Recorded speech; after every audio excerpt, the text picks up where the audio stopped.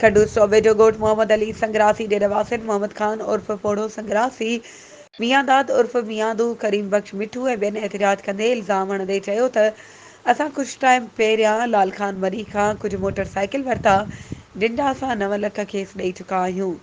वरी वधीक पैसा घुरी रहियो आहे। व्याज न ॾियण जी सूरत में ख़ानदान समेत ख़तरनाक नतीजा भोगण जूं धमकियूं पिणु ॾेई रहियो आहे, जंहिं सबबि असां सख़्तु परेशान आहियूं। व्याजी ऐं संदसि साथारी मुख़्तलिफ़ बहाननि सां असांखे हिरासां करे रहिया आहिनि।